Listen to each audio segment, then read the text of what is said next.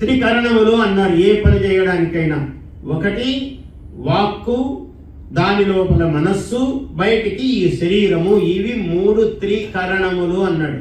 వాడికి త్రికరణ శుద్ధి లేదండి అంటుంటారు. ఇప్పుడు ఈ కాలంలో ఈ పదాలన్నీ మర్చిపోయారు. ఆంగ్ల ప్రభావము మన మీద పడిపోయి వాడి త్రికరణములు అనే పదం వాడి దగ్గర ఉండదు. ఆ భాషలో 3 కరణములు అనే ఉండవు.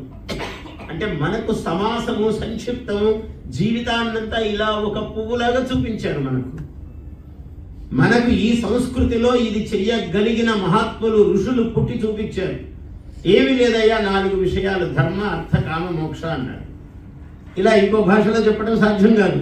చెప్పొచ్చు కష్టపడి, కానీ ఆత్మ అన్నాడు. వాడు సోల్ అన్నాడు. అవునో కాదో వాడికి డౌట్. మళ్ళీ ఆత్మన్ అన్నాడు. ఎందుకైనా మంచిదని ఇదే పదమే పెట్టుకున్నాడు తీసుకెళ్ళి. వాడు మైండ్ అన్నాడు, హార్ట్ అన్నాడు. అవి ఆ పదాలకు చాలటంలా. మనస్సు, బుద్ధి, అహంకారము, చిత్తము, ఆత్మ అన్నాడు. చాలా సూక్ష్మమైన భేదాలు చెప్పాడు మనకు. ఇన్ని పదాలు లేవు. సరే, ఆ భాషకి గొడవ ఏదో, ఆ భాషకు మనకేం సంబంధం లేదు.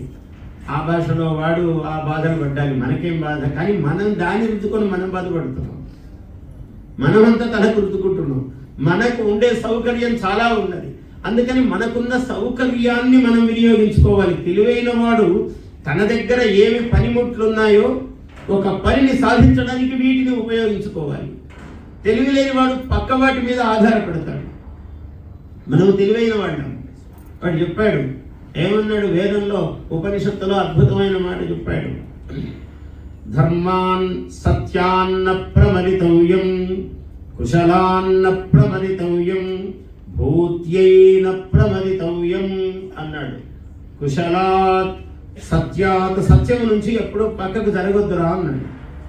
కుశలాత్, తెలివితేటల నుంచి నువ్వు ఎప్పుడు పక్కకు జరగొద్దు. నేను తెలివైన వాడిని అనే విషయం ఎప్పుడు విస్మరించొద్దు. నాకేం తెలియదండి, నేను సామాన్యుడండి అనుకో. ఎక్కడా పెద్దల ముందు వినయం కోసం అనుకో, కానీ సత్య పదార్థం అయితే ఎరిగి ఉండు. నేను చాలా తెలివైన వాడినేనండి, నేను ఈ పని చేయగలను. అక్కడ నీ ఆత్మవిశ్వాసము ప్రస్ఫుటించుగాక. అక్కడెక్కడా సందేహం లేదు. అందుకని చాలా జీవితం ఇంత గొప్పది. ఆ జీవితము జీవించటం అన్నది ఒక కళ. నియమములతో, విలువలతో. చాలా మంచి మాట. జీవితము చాలా గొప్పది. నియమములతో జీవించటము గొప్పది, విలువలతో జీవించటం గొప్పది. ఏదో జీవించటం అంటే కాకి కూడా జీవిస్తుంది. కాకోపి జీవతి చిరాయ బలించ భుంతే.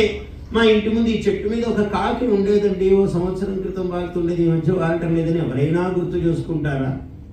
అది ఎప్పుడు ఉంటుందో, ఎప్పుడు పోతుందో దానికి పెద్ద ఉనికి, ప్రాధాన్యము లేదు. దాని మీద దృష్టి ఎవరికీ ఉండదు. ఎందుకంటే కాకి కాబట్టి. అది కోకిలైతే గుర్తుపెట్టుకుంటాం. దాని ఆ అరుపు నీకు శ్రవణపేయం, వినడానికి చాలా సుందరంగా ఉంటుంది. జలధి చెలియల్లి కట్ట దాటిన జగతి మనుగడయేమున్నది.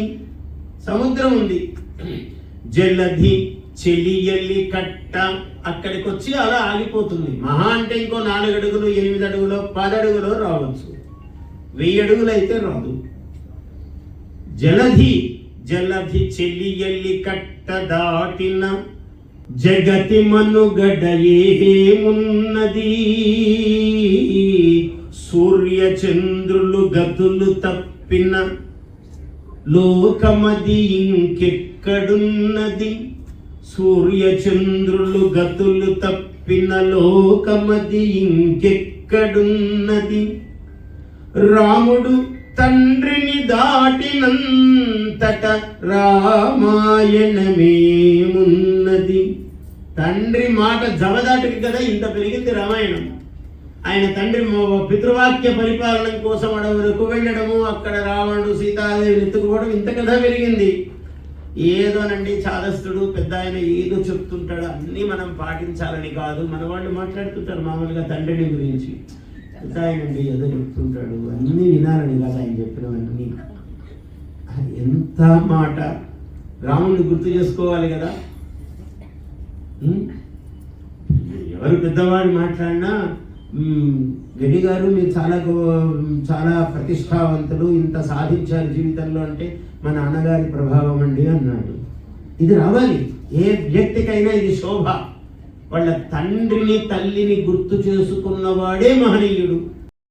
Please subscribe to our YouTube channel. Like and share this video.